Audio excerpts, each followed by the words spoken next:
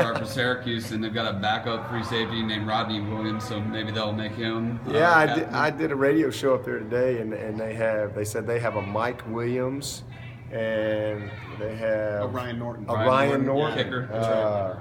If they have a Dabo, then I'm not going. Yeah, it's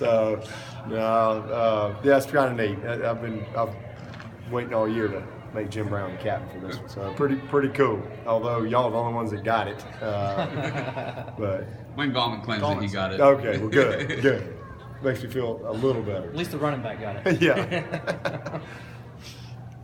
Eric McLean yesterday got to introduce Vice President Biden. Just wanted to ask you about that. What kind of honor is that for you and your team?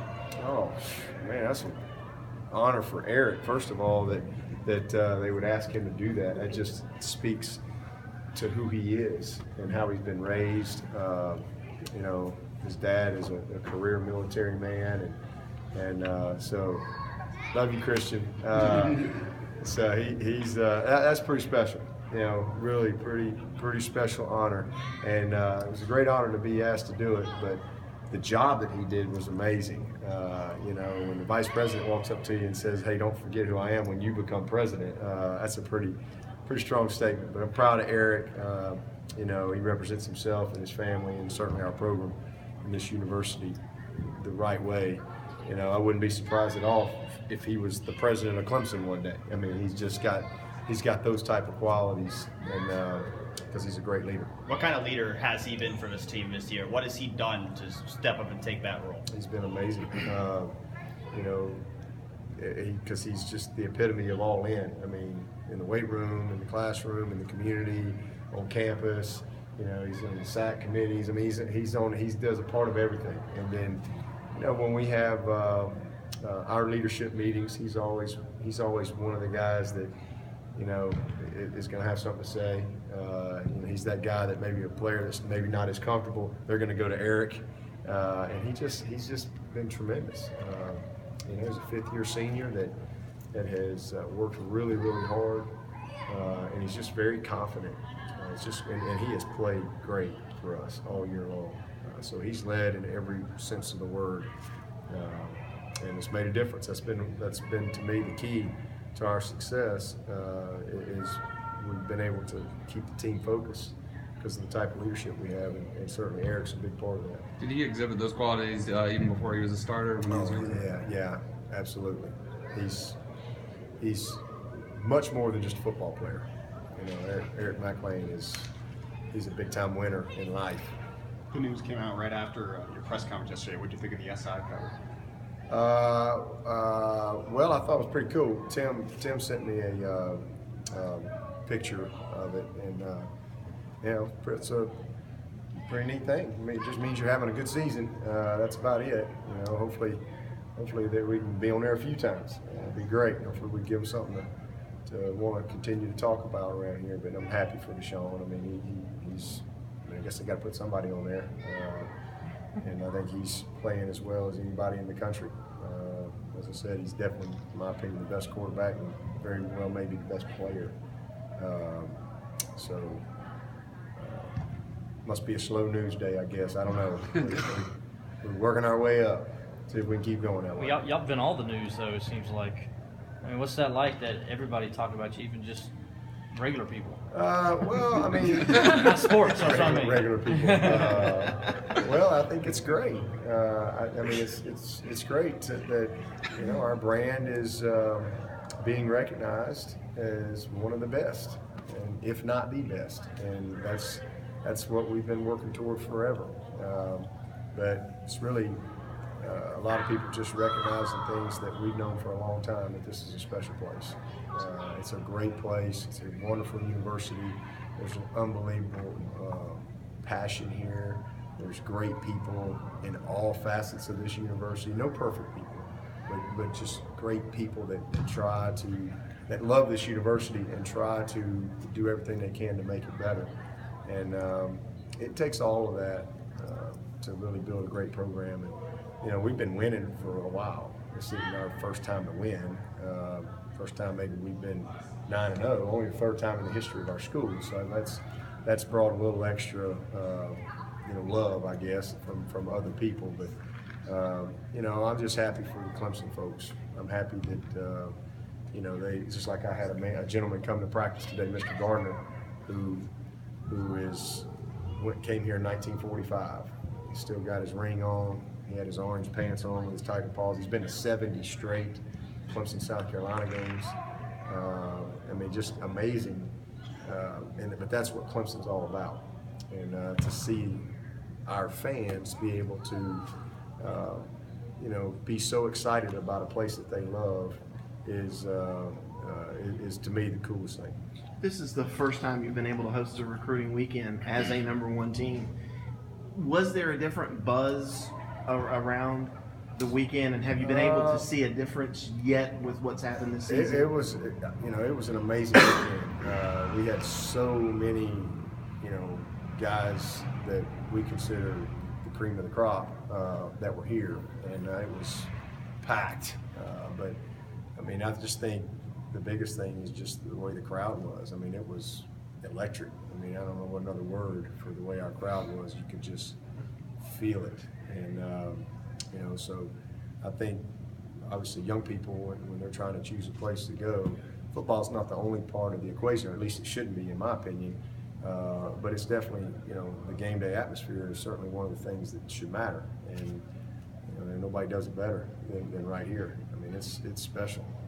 So it was great, but we won the game, and that was the main thing. That was the objective, was to find a way to win the game, because when you win, most of the time everything else kind of takes care of itself.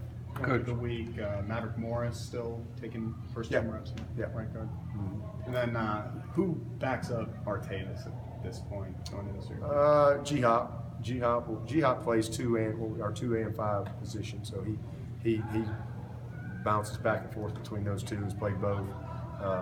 So he and Artavis will be at that spot, and Travion and Renfro will be at our 5-man, and Dion and Sharon will be at the 9-man. So you expect that G-Hop will have to play some at that spot, not just be a backup, because it's a hard he's spot. played every game. I don't know that he's played less than 30 snaps a game. he plays a ton. As far as spelling Artavis, though, not having him out there for every snap. Oh yeah, it doesn't matter what position he's. Like I said, G-Hop's probably played 30+ plays every game. It doesn't matter whether he's at 5 or 2. We play all those guys. None of those guys can play. We snapped the ball 86 times last week. We can't. Ain't no wideout going to play 80-something snaps. All those guys at receiver play a lot. They all play a lot. So yeah, he's going to play a ton.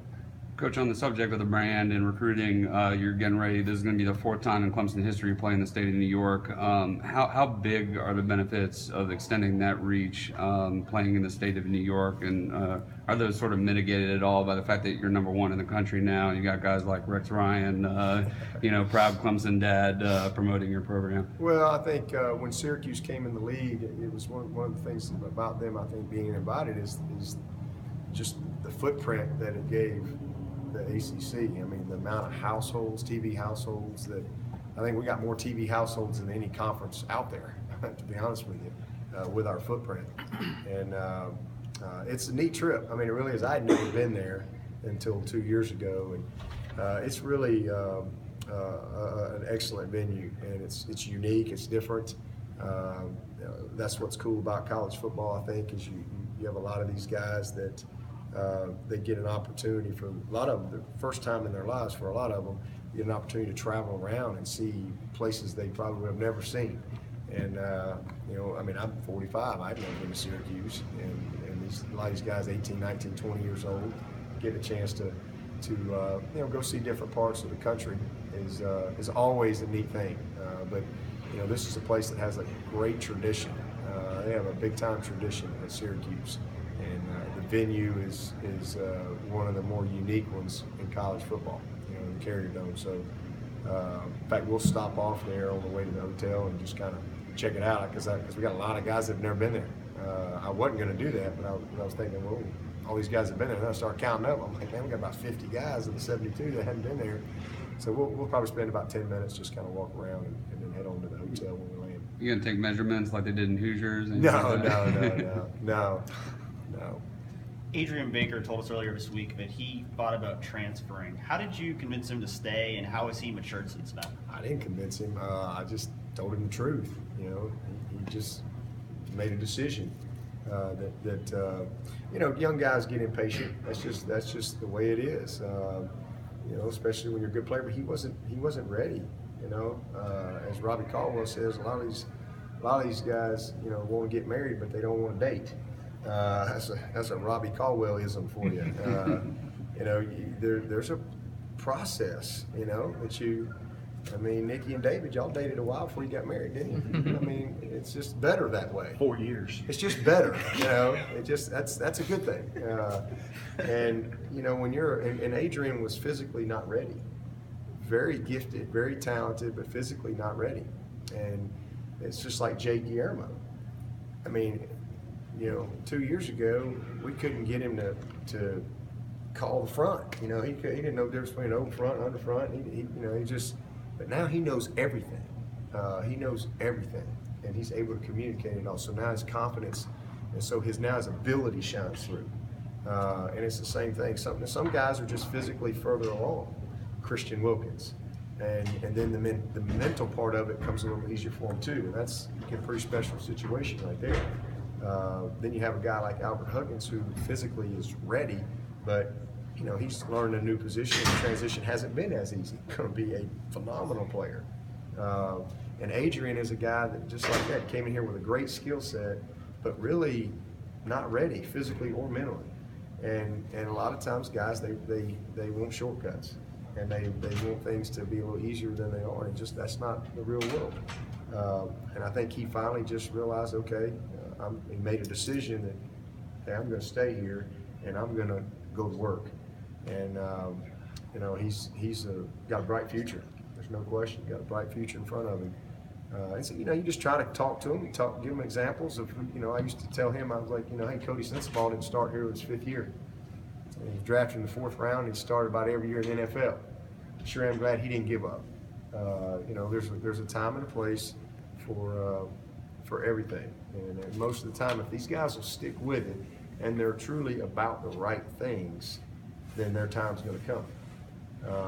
You know, Adrian has put the work in, and he's really improved. He's making an impact for us this year, and you know, he's still got a couple more years to go. So I think he's a developing guy that has a chance to you know, keep playing. All set.